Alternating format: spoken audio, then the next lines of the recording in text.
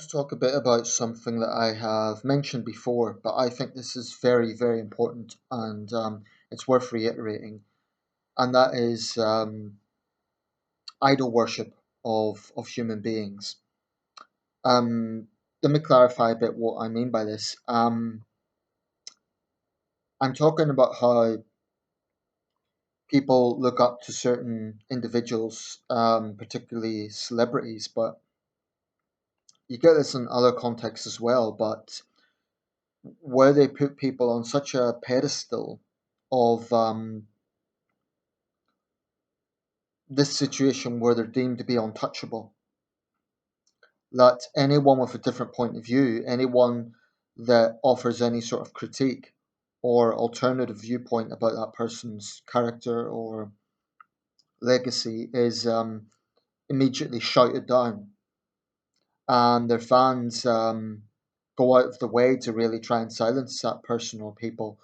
I've always found it very unsettling, and I've seen many examples of it. Um, you know, as human beings, we need role models. We need people to look up to, and celebrities. Although I don't even like using that term, but let's say public figures, famous people. Some of them are inspirational. There's no question about that.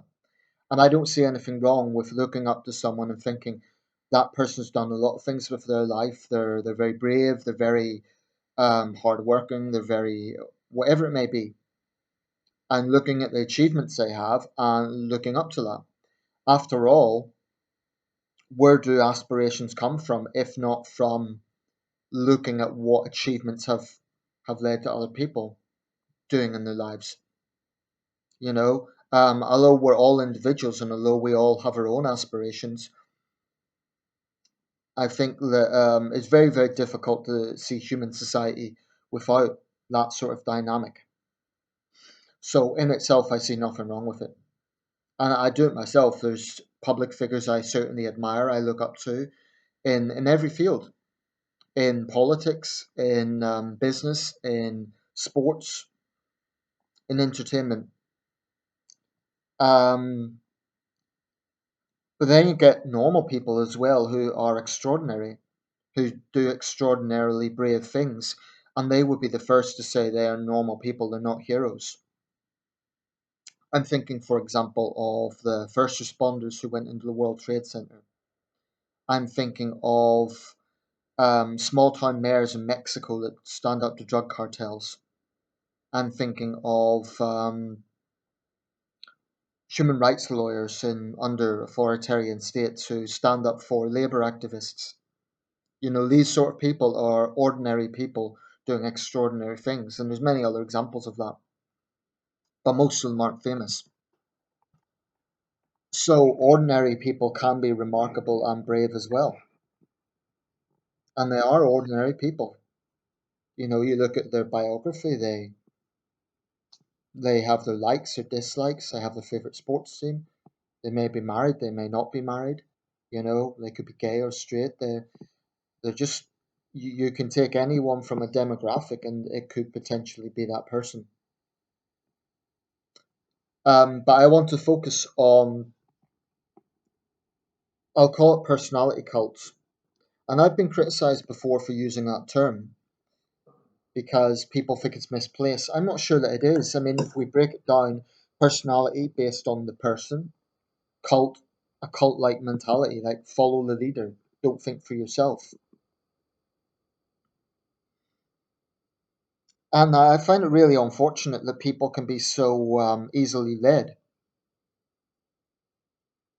I don't think I'm better than anyone else. I don't think it's a case that, oh, I know better, because I can see why this happens. I can see why people get into it because they take that motivation, that aspiration to a new level, because that person is the source of their aspiration. Anyone attacking them, oh well, it must be because they are not fulfilling their own life. It must be because they want to defame that person. It's a mentality that I really don't like, and I'll give a few examples. In the world of celebrities, some figures that come to mind, and by celebrities, I'm including sports people, musicians, etc. Um, John Lennon, Michael Jackson, Muhammad Ali. They're three pretty prominent examples. Princess Diana is another one. Take those four people: Princess Diana, Muhammad Ali, John Lennon, and Michael Jackson. They're all widely admired. There's no question about that. You know, they have many, many, many fans. But they all had their shortcomings, and that's fine. They were human beings. But if you say anything about these people, if you say, for example, the fact that Diana also had an affair and she sometimes sought the fame, for all we hear about, yes, she was hounded by the paparazzi, which who are despicable people, but she also enjoyed the fame just as much as she shunned it. Um, John Lennon, he was not a particularly good father or husband, despite all his pontificating. Um, he also downplayed communist totalitarianism. Muhammad Ali. Muhammad Ali treated Joe Frazier abysmally. Muhammad Ali was a black supremacist who, or at least a black ethnocentrist who opposed mixed relations at a time when interracial couples were being spat on in the streets. And Michael Jackson, I think, was a bit of an egomaniac. Now, there, I've just probably cost myself 10 thumbs down just for pointing those things out. And yet, all of these things can historically be authenticated. It doesn't change the fact that Muhammad Ali was the greatest heavyweight boxer of all time and a larger than life personality. It doesn't change the fact that Michael Jackson was probably the greatest musical entertainer of all time. It doesn't change the fact Princess Diana was a genuinely very benevolent person who done a lot of important work on AIDS and landmines. And it doesn't change the fact that John Lennon wrote some of the most inspiring songs ever made. Um, but people have flaws. Then you get into situations like where there's a political or even royal dynamic, such as the case in Thailand, where not so much now, although the law still exists, but the late king Bhumibol, even a perception of criticising the monarchy would land you 15 years in a Thai jail, probably hounded by a mob of extreme royalists. And I know this because I've personally been on the receiving end of it. Um, but you can take this with any person.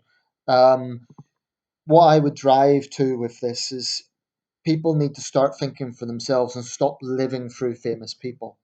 It's fine to admire someone, but when you start getting to the point where you're violently threatening strangers because they've said something about your idol that you don't like, it's time to maybe look at in the mirror and think for yourself. And unfortunately, when you get that power of celebrity, I mean, you know, you try saying something negative on a Michael Jackson video, you will immediately be bombarded by Jackson fans. You try saying something negative about Muhammad Ali in the boxing world, especially if you're a fighter, you'll immediately be accused of being jealous or even being a racist, which is utter nonsense. Um, so it really bugs me, I have to say. We need to get away from this mentality that this person cannot be criticized, and this idea that if they are being criticized, that's some attempt to smear them. I mean, the four figures I've named are going to long be more popular than they'll be controversial. So there's no risk of that happening anyway. So why do fans get so hysterical and so weak? I would say it's a weakness. You know, to be so easily led and to feel that they need to personally defend someone. I can understand if you admire someone and a critic is saying something you think is factually wrong, like you genuinely believe it's factually wrong. Um, you know, and then you want to debate that, fine. But to get to the point of threatening strangers, that is sick and it's very, very weak actually. Um, there are people I respect a lot. I admire. Um, but if someone like if they were arrested for some crime or they were accused of something, I would certainly give them the benefit of the doubt and I'd be very surprised. But I would try and look at it objectively. And that's the problem when you get people worshipping celebrities. They cannot think objectively. Now, I got a lot of heat when I made that Michael Jackson video, um, even though I was taking a pretty neutral stance. And that kind of sums up my point with this. People just need to look at themselves in the mirror, and it's frankly rather it's weak and it's cowardly to just follow the crowd and attack someone because they're not seeing things the way you are. You don't have to agree with them. You can even debate them, but to violently threaten people, to bully people into silence and submission because they're daring to question your idol. You know, I'm kind of torn between feeling sorry for them and feeling very frustrated at that sort of mentality. Nobody is above criticism. I don't care who they are. I don't care if they're a founder of a nation. As the late Robert Mugabe shows, Mugabe was a tyrant. His apologists hail him as one of the great liberation fighters for Africa. But he was a tyrant, and even many Zimbabweans will grudgingly admit that. They won't like outsiders saying it, but they will acknowledge he was a disaster for the country in the end. He clung on to power for too long. He was a tyrant, and he was responsible for massive level persecution.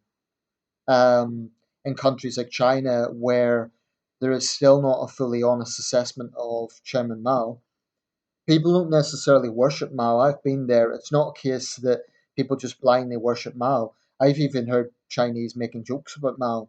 So it's not quite as intense as North Korea, but there is still an exoneration of his crimes. And definitely, you can't freely, openly criticize him. So definitely in some parts of the world, there's a political context. I happen to believe that human rights trumps everything, and some people can be skeptical of that, but I believe human rights trumps culture, as important as culture is. Okay, I'll leave it there. Let me know your thoughts. But look, I'll just close with this. I am not saying that there's anything wrong with looking up to people. I'm not saying that there's anything wrong with admiring someone. There's musicians and sports people and politicians I have a lot of respect for because they're brave, because they're inspirational people, for whatever reason that may be. But I would not consider anyone to be above critique. Nobody. People need to get away from that very weak mindset. It really, to be quite honest, it pisses me off because I think it's if they were just kind of minding their own business and worshiping the celebrity, that would be one thing. But it's the fact they sometimes violently attack anyone who doesn't agree with them. It's a very um, negative mentality, actually.